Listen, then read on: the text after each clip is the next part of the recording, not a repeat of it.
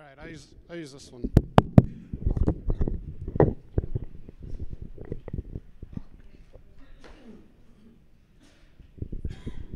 Before we begin, we need to take a keynote selfie. So everybody smile.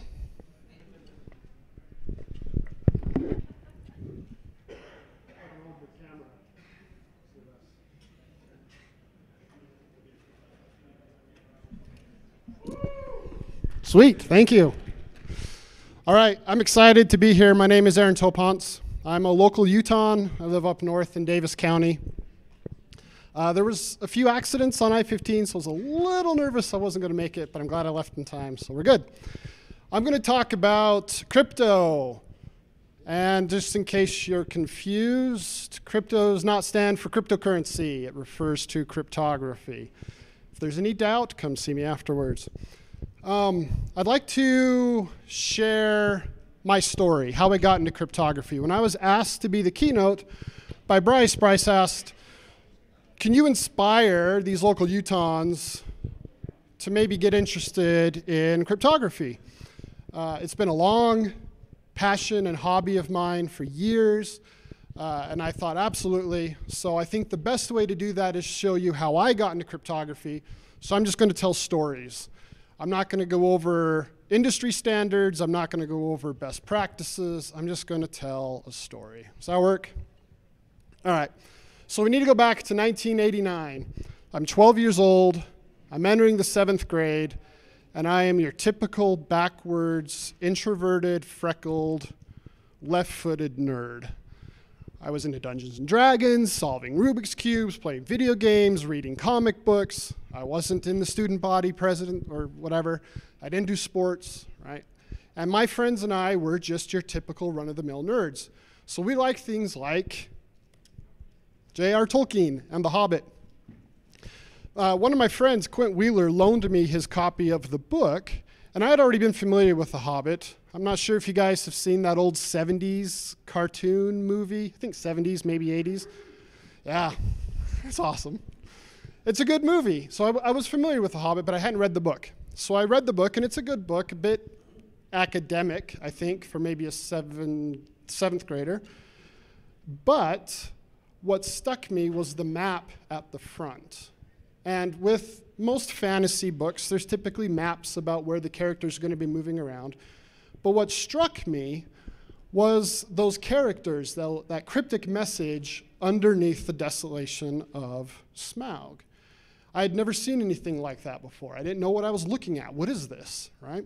So I go to my two friends, and I'm like, have you guys seen this? Do you know what this is? And my friend's like, yeah, that's actually Elvish. Tolkien invented his own languages, invented Elvish, and has some writing stuff for it. And I'm like, that's freaking awesome. So how can we learn more? So we turn to the internet. Just by raise of hands, how many can tell me what this is? About half, that's not bad. This is what the internet looked like before the internet. If you wanted to learn something, a topic, something you wanted to research, you either went to the Encyclopedia Britannica that your mom had on your bookshelf, or you turned to the card catalog at your local library. So this is a card catalog. It's a picture of the L's. You can see L-A-O, L-A-U. So you would look up the last name of the author that you're interested in, go to that shelf, and it would be filled with index cards in alphabetical order of all the books that these authors had written. And so I'm interested in Tolkien. I'm interested in Elvish. I want to learn how to read what's on that map. And so I have to go to the card catalog, pull up books on Tolkien, find them in the, find the called numbers, go out to the shelves, and locate it. And I learned what the characters meant, and this is what it says. Stand by the gray stone, when the setting sun will shine upon the keyhole. For those familiar with The Hobbit, you know this is the point where Bilbo Baggins and the dwarves are at the Lonely Mountain.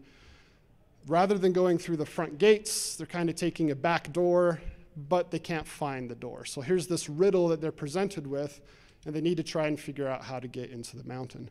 And that's their hint. So my friends and I wanted to make this our thing. So we learned the character-for-character mapping of what's called Kurth. This is the ancient Elvish runes that Tolkien invented for his book. We would map the characters, the Kurth characters, to their English equivalent, right? So here's A, here's B, here's C. And Tolkien even had some diagrams like EE and TH and NG for a specific character. Notice Q. There isn't a representation for Q in Elvish. And when you think about it, the Q, we always say, says Qua, but that's really QU. Q by itself is just the K sound. Without the U, it's not Qua.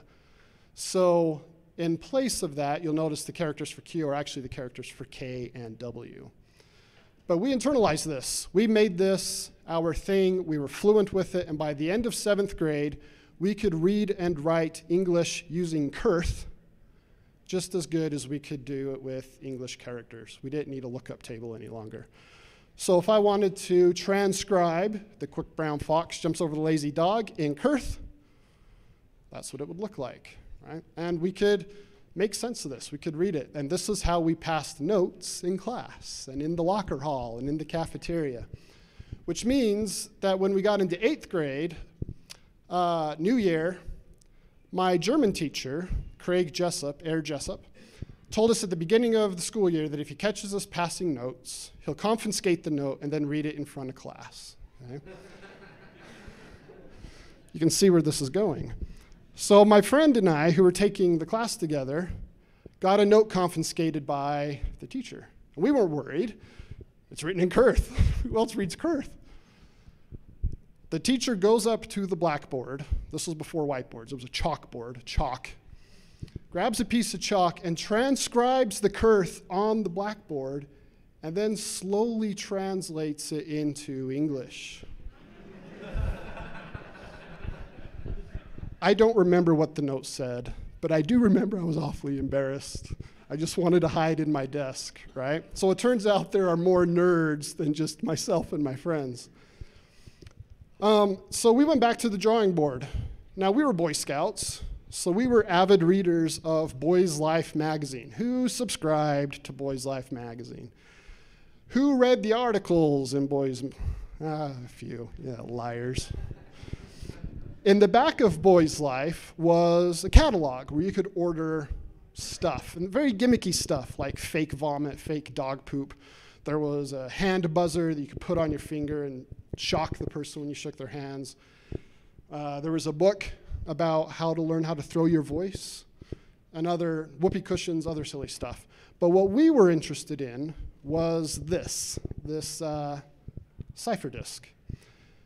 As you can see, it's just 2 rings of alphabets. A static outer ring, A through Z, and then an inner ring that turned, and it had a little window that would go to a number between 0 and 25. 0 meaning A would line up with A, and then 25 meaning that Z would line up with A, right? So you would turn it to a window like, say, 7, and you would tell your friend, we're using 7 for our super secret messages. And then we could encrypt and decrypt each other's messages. My friend, however, was smart enough to recognize that we didn't need to buy this. We could just shift our characters by 1, right? So in this case, we could turn A into B, B into C, and so forth, and wrap around Z into A. And the reason we chose 1, a simple Caesar shift of 1 character, was because we could do it in our head. We didn't need to write it down on paper. So THE would become UIF, right? And granted, it was slower. It was admittedly slower now writing our notes, but that was the goal. Take our note, Caesar shift it by 1, then transcribe it into Kurth. So now the quick brown fox jumps over the lazy dog becomes this. And you can see it, that first word, the. THE, T goes to U, H goes to I, E goes to F, right? The quick brown fox jumps over the lazy dog, transcribed into Kurth. There it is. And if you don't believe me, here they are side by side. Plain text at the top, and then Caesar shifted by 1 and transcribed into Kurth at the bottom. We figured that this was indecipherable. Like, no one is going to be able to break our secret code. Fortunately, we never had notes confiscated by teachers anymore, at least not that I'm aware of. Unfortunately, however, Christmas of 1991, That's Christmas, by the way. Caesar shifted by 1. Christmas of 1991, I moved out with my dad. My parents divorced when I was 8 or 9, and tensions were building up between me and my stepfather and my step-siblings. And the plan was after 9th grade, I would move out and start at a new high school. But things kind of boiled over a bit early, and so Christmas, halfway through 9th grade, I moved out. And so this is what I'm sure my boxes looked like as I was moving. But the sad thing is, I never saw those 2 friends again. And when I went to high school to show my new high school buddies this super secret encryption method that we had with Elvish, like, they would entertain me, yeah, that's cool, good job, and then move on with life. So I didn't really have that same synergy with the new high school buddies that I had with my old friends. But that's okay, because August of 1999, I married my wife, which means this August 2019, we will celebrate our 20th wedding anniversary.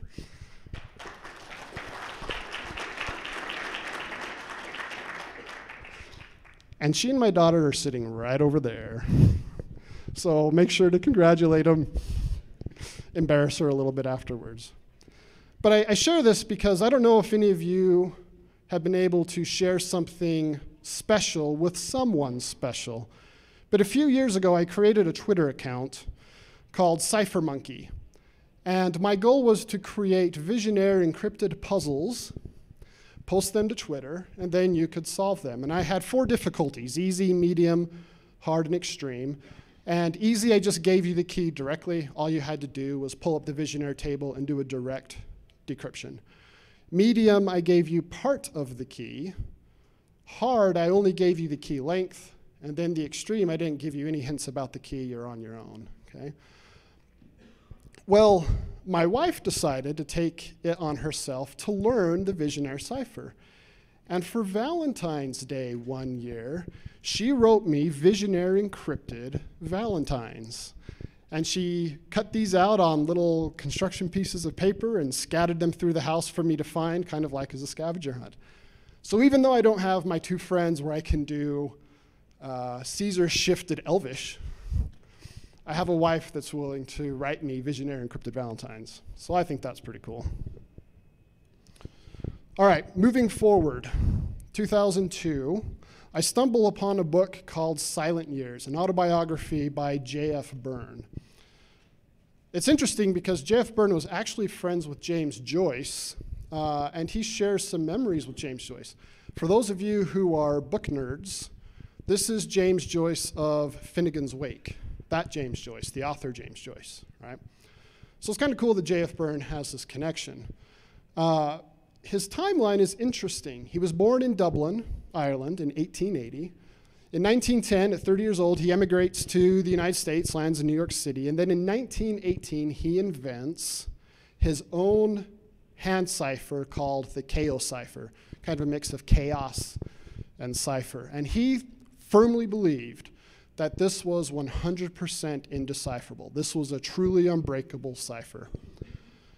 And he believed it so much that after World War I ended, he began taking it to the government. He went to the War Department, which William F. Friedman, the cryptographer William F. Friedman, was employed. And William F. Friedman says, I don't have a problem analyzing your cipher for you, but I need the following things. I need you to take these plain texts and encrypt them. I need the key, and I need the algorithm. Basically, I need the whole thing. And J.F. Byrne was a bit paranoid that the government would steal his invention, right? He invented the Chaocipher. This is his baby. He didn't want to reveal his hand to the government. So he went ahead and gave them the cipher texts, but didn't give them the algorithm. And William F. Friedman, who invented the index of coincidence, this is a way to identify how coincidental ciphertext is behaving like natural spoken English, right? So you're looking for things like frequency analysis kind of, digram pairs and trigram pairs, and there's other things that we can look at in the index of coincidence. Well, supposedly, as the story goes, William F. Friedman noticed that it was weak with the index of coincidence on the ciphertext, and that was the reason that he declined J.F. Byrne's proposal to implement the Chaocipher in the War Department. Undaunted, though, J.F. Byrne tries the Signal Corps, he tries the Navy, he tries going to private organizations. Supposedly, he even went to the Roman Catholic Church.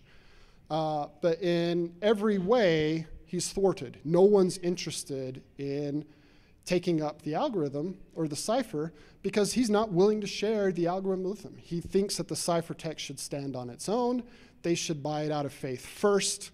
He should get his financial reward, then he'll reveal the algorithm. This is where the silent years comes in. In 1953, he publishes his autobiography, and it's an autobiography. If you're not a family member or if you don't know the guy, you're probably not going to be interested because it is your standard autobiography. But what's interesting is at the very end of the autobiography, he introduces the world to his invention, to the Chaocipher. And he has a series of what he calls exhibits, 6 exhibits at the back of the book. We'll look at one here in a sec, that are ciphertexts encrypted, or plaintext encrypted with the Chaocipher. And he offered a $5,000 reward if anybody could break these ciphertexts or if anyone could discover the algorithm. In 1960, at 80 years old, he passes, and no one had really taken it up, mostly because no one knows who the guy is and no one's really familiar with his autobiography.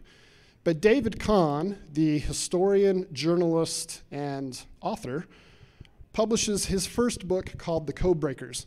This book is the definitive authority on the history of cryptography, and it took off. It really became a successful seller. Well, he mentions the Chaocipher in his book. Now the public is interested. Now the public would like to know, where is the silent years? Where are these exhibits? I want to try my hand at $5,000, not knowing that J.F. Byrne has passed. The American Cryptogram Association, of which I'm a member, the ACA, even gives an attempt. These guys are a bunch of people who enjoy cracking cryptographic puzzles just for the fun of the challenge, right? Just cracking them for the sheer fun of cracking puzzles. They were thwarted. They couldn't crack it. They couldn't figure it out. And John Jr., J.F. Byrne's son, finally publishes in the Cryptographic Museum Cryptologia. He shows the algorithm to 2 editors, and with the joint authorship, they write an article in Cryptologia that describes, without giving away the algorithm, kind of describes the Chaocipher, how it behaves, and why you should be interested. But just like his father, he's keeping those cards close to his chest. He does not want to just hand out the algorithm willy-nilly for free to the public.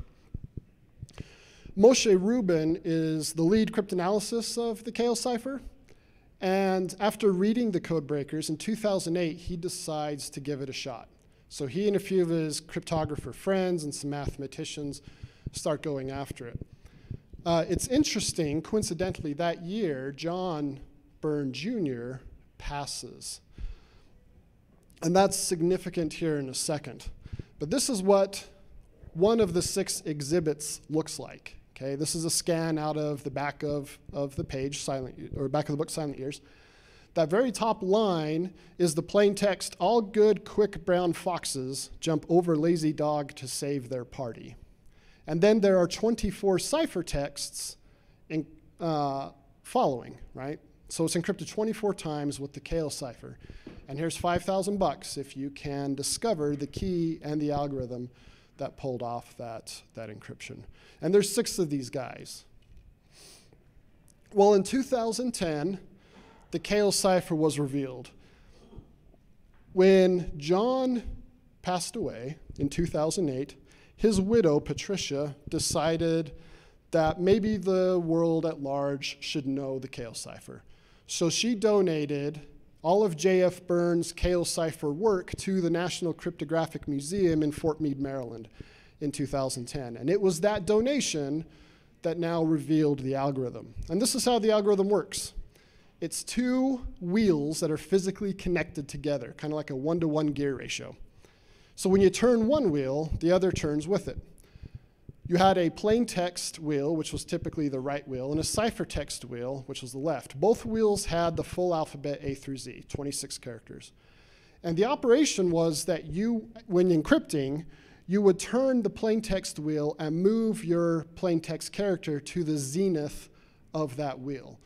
In geometry, the zenith typically refers to the top of a circle, and then the nadir refers to the bottom of the circle, 180 degrees around a circumference. So you would move your plain text character to the zenith, but that was rotating the ciphertext wheel as well, and that would move a character into its zenith. In this case, H, if I was encrypting P. I would write down H as my ciphertext character. Then I would modify both alphabets, but differently. I'd modify the right wheel, and then I would do a similar but different modification to the left wheel. And the point of that is, when I come back to P again, I don't always want it to encrypt to H. It should change, right? In fact, all of the ciphertext characters should have an equal opportunity of being available as a ciphertext character when I try to encrypt the plain text P. So that's the point of the modifications of the right and left wheels and why they differ subtly, so we can ensure that we're getting that 1 out of 26 chance for the ciphertext characters when we're doing our encryption. So that's the theory. This was what was donated. This is a prototype. I don't know if this is John's or his father's, J.F. Byrne's, but you can see these are like cardboard wheels. I think there are some brass brads stuck around the edges to kind of act as teeth for a gear. And I don't know if those are leather or if they're wooden tiles that are written on. But you can see it's kind of clunky, kind of awkward. Can you see the Navy using this? Like, it's just kind of weird, right? It's remarkable in theory, but in practice, it has some interesting engineering challenges. I was actually, for a time, semi-interested in starting a Kickstarter campaign where I could do cipher rings, and each ring would have a plain text and ciphertext wheel on the ring, but rather than going around side by side, you would bring them together, you know, like in a ring, so it's not fat, with little individual tiles. But it just creates some really weird engineering challenges. It just doesn't work out as elegantly as you would like. In 2012, Patricia Byrne, John's widow, passes. I think this is interesting because she donated that material to the National Cryptographic Museum in 2010. 2 years later, she passes away. Where would the Chaocipher be had she not donated that to the Cryptographic Museum? Would her kids have done it? Or would they have maybe kept those cards close to the chest? No, we're not ready to divulge it yet. Let's still try and sell it. Or would they have just tossed it out with the bathwater? This is grandpa's stuff. Let's just get rid of it, right? So I'm really grateful that Patricia Byrne was able to make that donation.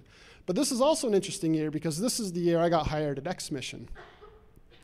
And rather than driving to work, I decided I was going to start taking public transit.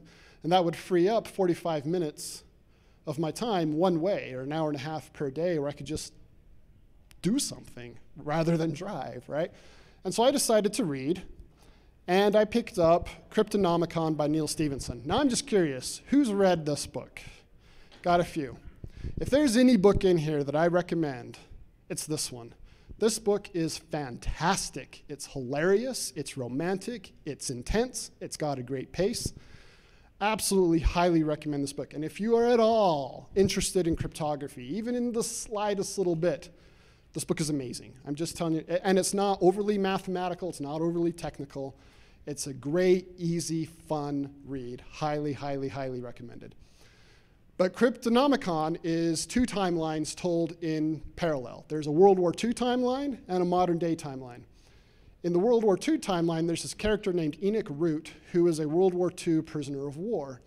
Another character, Lawrence Waterhouse, also becomes a prisoner of war, and Lawrence and Enoch become friends in prison. And Enoch decides to share his own personal hand cipher with Lawrence that was based on a deck of playing cards. And he called it in the book Pontifex. Now, when I had read this, I was kind of intrigued, because by this point, not that I am a cryptographic historian or expert by any means, but I think I would have run across an algorithm using a deck of playing cards before. This was kind of new to me. So I decided to look into it. Neal Stephenson, when he was writing this book, approached real-world cryptographer Bruce Schneier and said, here's the deal, I'm writing a book. I want an algorithm that I can call my own, that's unique for the book, the world has never seen before. It's got to be a hand cipher. But it would be great if you could also make it secure for the modern day as well, right? Can you pull that off? So Bruce Schneier's like, yeah, I'll give it a shot. So being a hand cipher, he's thinking, I'm just going to encrypt the characters A through Z, keep it simple. What could I use? And he recognizes that a deck of playing cards has 52 cards in the deck.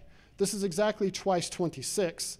And if you're cryptographically inclined, we like inventing or working with primitives that don't carry inherent biases.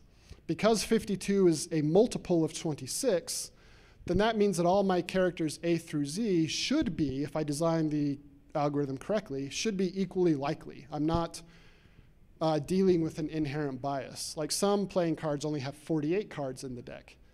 Well, in that case, I would have 22 letters in the alphabet that have a chance of coming up more often than the other 4. Does that make sense? So we like having things that work in multiples. So he created this around a deck of playing cards, and he called it Solitaire. So here's how the Solitaire cipher, or Pontifex in the book, works. You take every character in the English alphabet and give it a numerical assignment. So we'll just do 1 through 26 for A through Z. But we also need to give numerical assignments to every card in the deck as well. Bruce Schneier decided to follow the bridge ordering of suits. It's essentially just alphabetical order. So clubs comes first, then diamonds, then hearts, then spades. So clubs are low, spades are high. In each suit, the ace is 1. Then you have 2 through 10, jack is 11, queen is 12, king is 13. So the clubs are just their face value, 1 through 13. The diamonds are the face value plus 13, so you get 14 through 26. The hearts are the face value plus 26. That gets you 27 to 39. And then the spades are the face value plus 39. That gets you 40 through 52. There are also 2 distinct jokers as part of the algorithm, and they have a value of 53. But they're not used for enciphering or deciphering characters. They're used as pointers. If you're a software developer, especially in C, you're probably familiar with pointers. The jokers are behaving in a similar fashion. So I want to encrypt, do not use PC. Okay? 10 characters, so I'm going to take the numerical assignment of each character. D is 4, O is 15, so on. And then I'm going to work the algorithm. Solitaire is what we call an output feedback mode stream cipher. Basically, it's just a pseudo-random number generator. Okay? As I execute it, it spits out random numbers. So I know I have 10 characters to encrypt, so I'm going to work the algorithm 10 times, and I'm going to get 10 pseudo-random numbers. In this case, 9, 21, 17, 49, 10, so forth. All those numbers on the second line are my pseudo-random numbers. And then I'm just going to add those to the plain text characters. So 4 plus 9 is 13, 15 plus 21 is 36, so forth. I want to get them back to A through Z on my ciphertext, though. I only have 26 characters to work with. So what happens when the value is bigger than 26? That's where my modulus function comes in. So I'm basically doing addition modulo 26. There's 2 ways you can think about this. If the number is larger than 26, keep subtracting 26 off of it until it falls within the range of 1 to 26. Or divide that number by 26 and return the remainder, right? So 36, for example, 26 goes into 36 once with a remainder of 10. So the output is 10. So at the bottom there, now I've got my characters that are within my range of 1 through 26. I convert those back into their alphabetic equivalents, and I get MJ, ELD, OMD, QF as my ciphertext. And to decrypt, it's just the reverse. Convert those to their numbers, work the algorithm. I'll get the same key stream. I'll get the same random numbers, 9, 21, 17, provided I executed exactly the same way that the person who sent me the ciphertext executed it. But rather than doing addition, I'll do subtraction modulo 26, which means negative numbers are possible. So in that case, I would just add 26 to bring it up into the positive range of 1 to 26 to return my plain text characters. That make sense? That's how the operation of the algorithm works at a high level. I'm not going to go over the individual steps of the algorithm themselves. If you want to talk about it, I brought a deck of playing cards. I brought 2 decks. Just because, all right. Well, let's see. Yes, right there. Ah, there we go. I became so attached to this that I kind of became a little obsessed. And I think my wife will probably nod and say, yes, you were. I was encrypting messages at dinner. I was taking a deck of playing cards to my daughter's soccer game. I even took him to church, playing cards in church. I was encrypting hymn verses and Bible verses. I was taking it to work. I was taking it on the train. Like, if you know me as a personality, this isn't surprising. But I know the few who do know me are just like, oh, brother, here he goes again, right? I kind of just become attached. I really just jump on things wholeheartedly. And we went to Target once, and I'm like, I don't like paper-based playing cards because the oils for my hands gum up the cards, and then it makes it difficult to execute the algorithm. So we were at Target, and I saw these Bicycle Prestige playing cards, which are plastic-based playing cards. And if you haven't played with plastic playing cards, like in Texas Hold'em, when you have a card night with your friends, you should try it. They're a dream. They shuffle so cleanly, they deal so well, they're just, going back to paper is painful. It's really, really painful. But I bought 2 decks, just in case I come across that one guy who wants to encrypt with the Solitaire cipher. I still have them with me. I haven't met that person yet. But now I'm curious, are there other playing card ciphers out there? Have other people designed stuff like this? This is the first I've heard of it. This is the first I've seen. There's got to be more. So I did some searches and decided to create a centralized repository of playing card ciphers. And I recorded videos. I wrote Python scripts so you could execute it in software rather than hardware.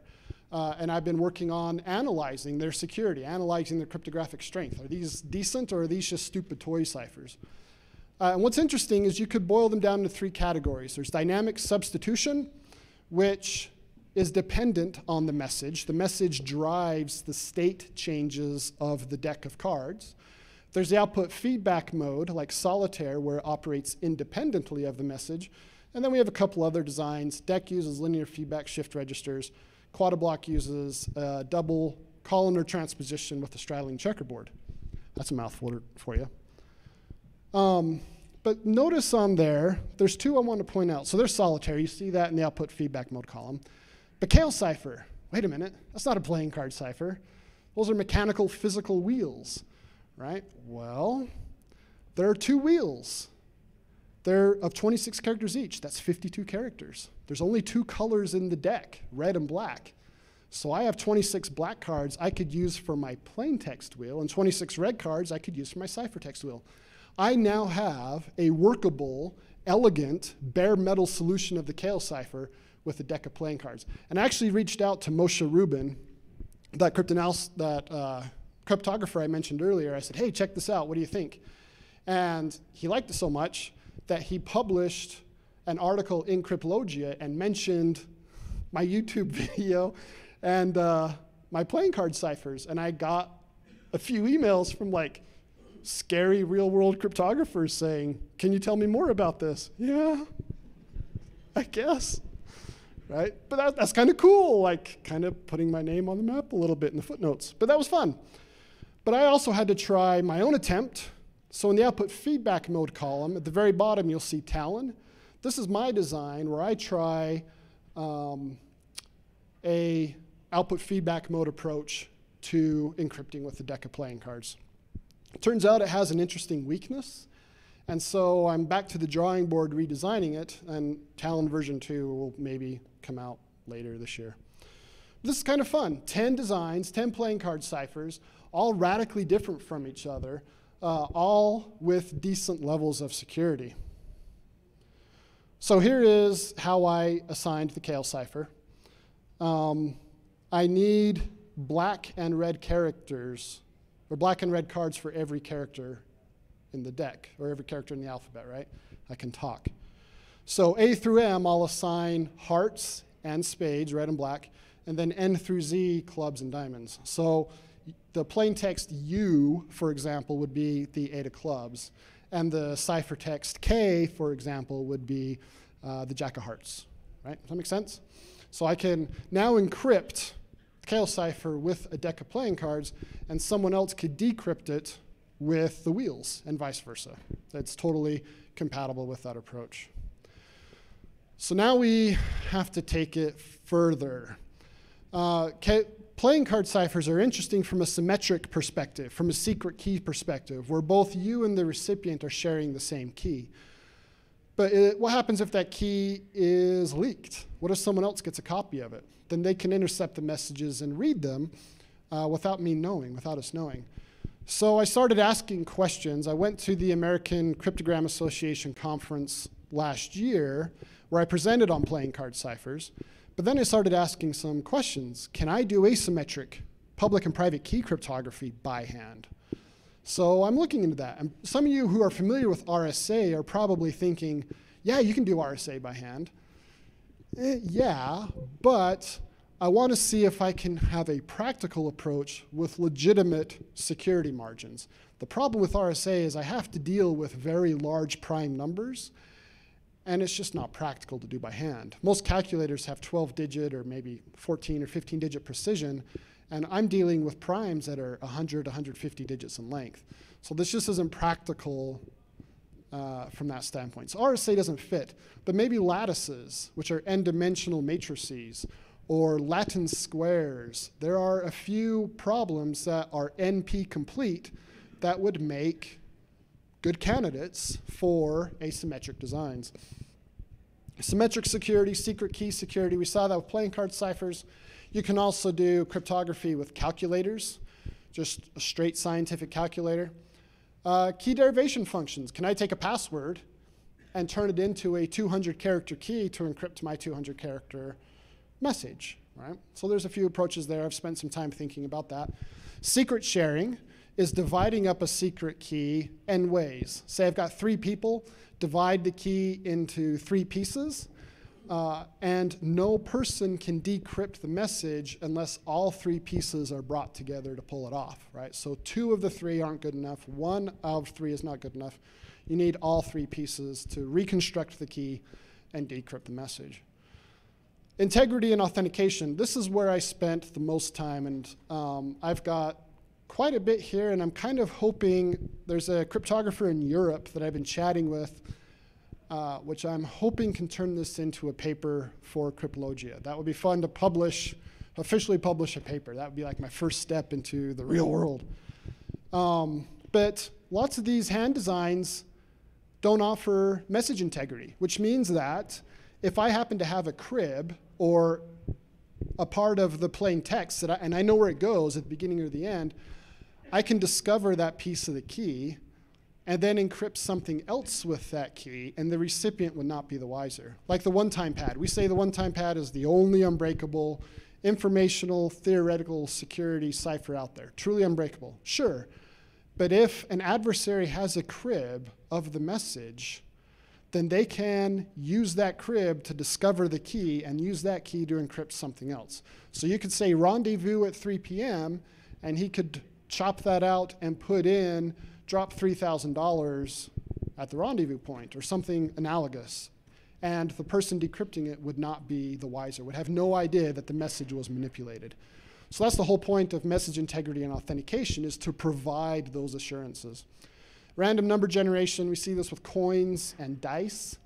You may not be aware of it, but your coins and dice are slightly biased, right? Even subtly. So this, I actually do have a paper here, and that same cryptographer wants this to get published, so maybe you'll see this one first. But removing bias out of dice by hand. So you roll a die, you get 1 through 6, you roll it a few more times, run through an algorithm to extract any bias the die may have, and you're left with true random, fully unpredictable, white random noise, right? You can do this by hand, it's not cumbersome, it's actually quite interesting. Or a coin flip. You can only get 1 of 2 possibilities out of coin flip, right? Wrong, you can get 8 possibilities out of a single coin flip. 8 unbiased, uniform possibilities out of a standard US quarter, right? So kind of fun. We can get more data out of our random numbers with classical devices. All right. Why, though? I mean, honestly, right? We have OpenSSL, we have Tor, we have PGP, we have libsodium. We've got all of these modern, I mean, we have computers, for crying out loud. This isn't the dark ages. I can encrypt very securely with decent amounts of assurances that no one's going to be able to read my message without even have to worry about all that garbage. Well, first off, it's fun. Let's be honest. Some of you are jealous that your spouse didn't write visionary encrypted Valentines for you this past Valentine's, right? It's fun. It really is fun. Even if you're just doing it for the entertainment purposes and not for real secret messages, the learning of it is fun. But further, it's smart. Here you get to learn aspects of cryptography at an easy to understand level. You don't want to jump in to AES or Cha-Cha-20 and start talking about fields and groups when you haven't even studied the math. Like it's just going to go over your head. I have no idea what's going on. I'll just trust you, right? But if you start with the basics first, like learning your addition, your alphabet, and you work your way up, then you can start thinking, I'm adding message integrity here. Is there an equivalent in modern cryptography? I notice a bias here. Can I detect biases here, right? All of a sudden we start thinking, I wonder how this works in the real world. So even though you're playing in a toy area, so to speak, there are real world applications that will make you smarter. Thank you.